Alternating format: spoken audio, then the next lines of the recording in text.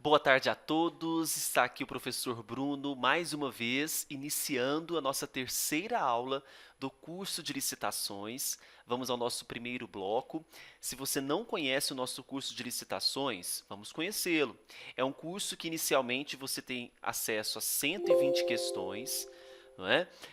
Sobre a lei de licitações, a lei 8666 de 93, e a partir desta informação, o que você vai acompanhar? Que nós teremos atualizações mensais a partir do mês de setembro, inserindo novas questões no seu curso. Portanto, até 2019, até junho de 2019, você terá novas questões inseridas nesse curso. Então, inicialmente, que são 120 questões comentadas, esse curso, passando por essas atualizações, você terá praticamente o triplo de questões até 2019 sobre a lei de licitações, que é um assunto de extrema relevância para a sua prova. Não tem como você realizar uma prova hoje que não caia a lei de licitações, e todos nós sabemos das dificuldades que têm os candidatos com essa legislação. Então, nós vamos resolver a questão de número 61 a 65. São 6 blocos, cada bloco contemplando aí 30 questões, não é? Então vamos à primeira questão de número 61. Na modalidade convite, o certame deverá ser repetido caso não haja no mínimo 3 propostas em razão de limitações de mercado ou manifesto desinteresse dos convidados, se ausente a justificativa fundamentada dessas circunstâncias no processo. Então, olha só, muita atenção com essa questão aqui.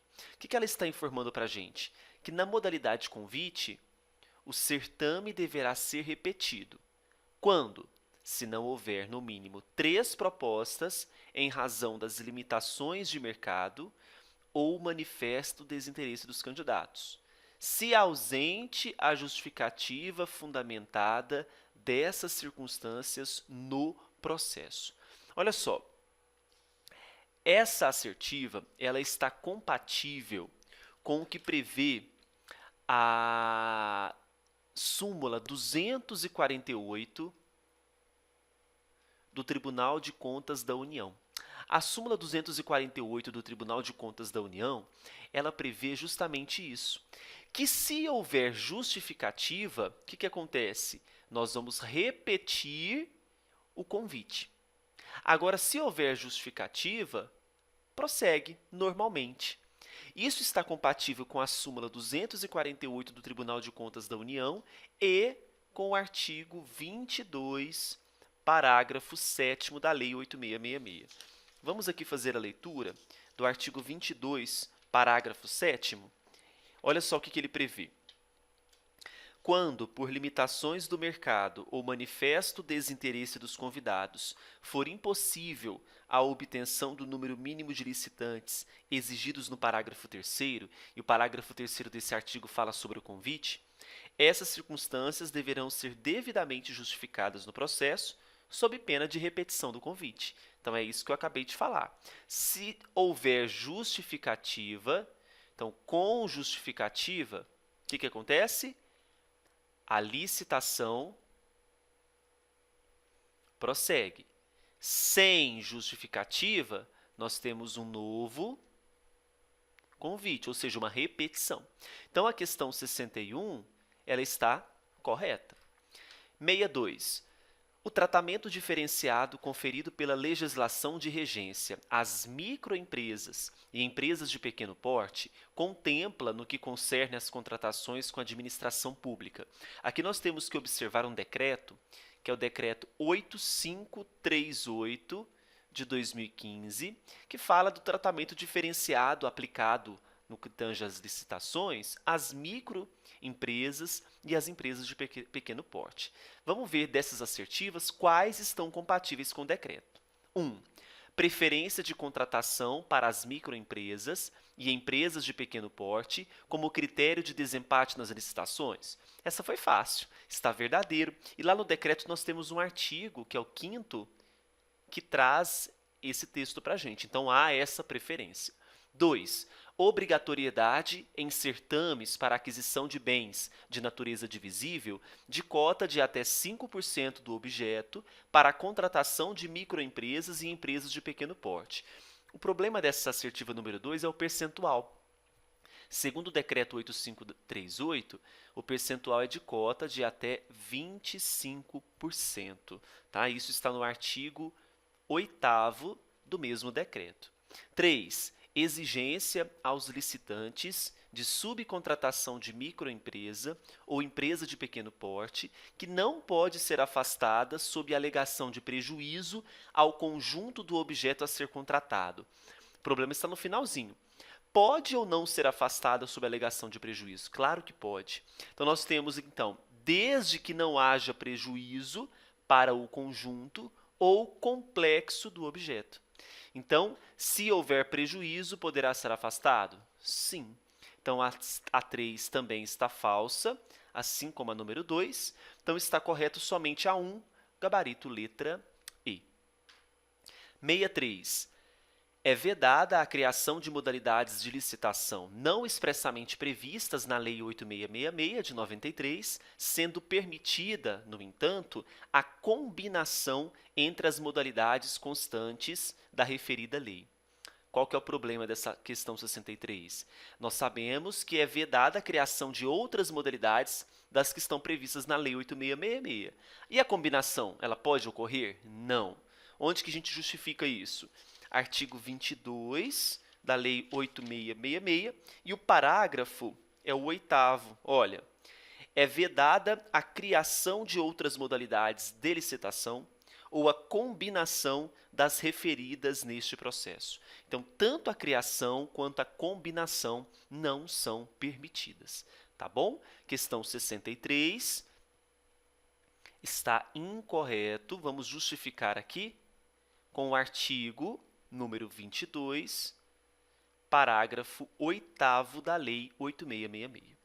Questão 64. A realização de uma licitação para a contratação, com base na Lei de Licitações, de obras de reforma de um ginásio esportivo depende, dentre outros requisitos. Vamos à letra A. Da realização de audiência pública para autorização popular acerca da política pública deliberada pela administração. Bom, não é isso que vai justificar a realização de uma audiência pública.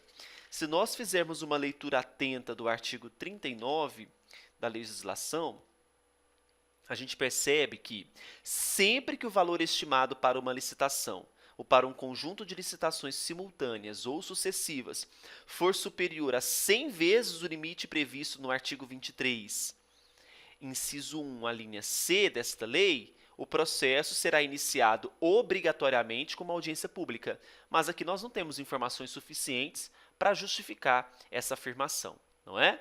B. Da existência de recursos orçamentários e financeiros para fazer frente ao valor integral do contrato, ainda que ultrapasse um exercício financeiro. Será que pode ultrapassar um exercício financeiro? Claro que não. Artigo 7º, vamos a ele. Parágrafo 2º. Olha, parágrafo 2º. As obras e os serviços somente poderão ser licitados quando, aí a gente observa a previsão do inciso 3, houver previsão de recursos orçamentários que assegurem o pagamento das obrigações decorrentes de obras ou serviços a serem executados no exercício financeiro em curso. Então, por isso que a letra B fica falsa. Artigo 7º, parágrafo 2º, inciso 3. Letra C. De terem sido previstos recursos orçamentários para garantir que a parcela das obras executadas seja paga no mesmo exercício financeiro. Muito bem, verdadeiro. Contrapôs o que dispôs a letra B, e já temos até o artigo aqui para você consultar. Da realização de consulta, independente do valor do contrato, para colher subsídios juntos aos interessados para aperfeiçoamento do edital e do contrato. Não tem nem essa previsão de consulta, tá? Cuidado. De autorização do Legislativo para comprometimento do orçamento do ano em que as obras serão executadas. Deverá ter comprometimento? E aí, o inciso 2 e o 4, especialmente o 4, Olha só, desse mesmo artigo 7º, parágrafo 2º, o produto dela esperado estiver contemplado nas metas do plano plurianual, que está lá previsto no artigo 165 da Constituição. Então, a letra E está falsa, basta você ver que não posso comprometer o orçamento, não é? Então, qual que é o gabarito da questão 64? Letra C. 65. A administração de um hospital público decidiu ampliar suas instalações físicas, tendo em vista o aumento crescente de demanda. Acerca dos cuidados que se deve ter para contratar as intervenções necessárias, julgue o item subsequente, com base nas normas gerais de licitações e contratos públicos. Na obra em questão, por ser uma ampliação de uma edificação já existente, e permitir maior flexibilização durante sua execução, a elaboração do projeto básico para definir o objeto a ser licitado dispensa o detalhamento de soluções técnicas globais e localizadas. Pensa, só porque é uma reforma eu vou dispensar detalhamento de soluções técnicas globais especializadas? Claro que não. Essa assertiva, questão 65, está incorreta. Basta você ler com muita atenção o artigo 6º, inciso 9. O inciso 9 fala sobre o projeto básico e a linha B. Então, quando eu falo de projeto básico, quais elementos que precisam constar? Soluções técnicas globais e localizadas, suficientemente detalhadas, de forma a minimizar a necessidade de reformulação, um retrabalho, ou de variantes durante as fases de elaboração do projeto executivo e de realização das obras de montagem. Ah, professor, anota para mim o artigo. Anoto. Artigo 6º, inciso 9, a linha B.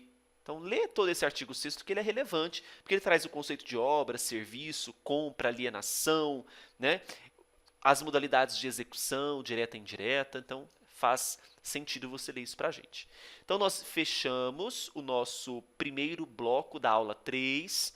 Se você ainda não adquiriu o nosso curso de questões, passe no site, adquira já www.eleitoralcombruno.com.br. Um grande abraço para vocês, bons estudos e até o bloco 2.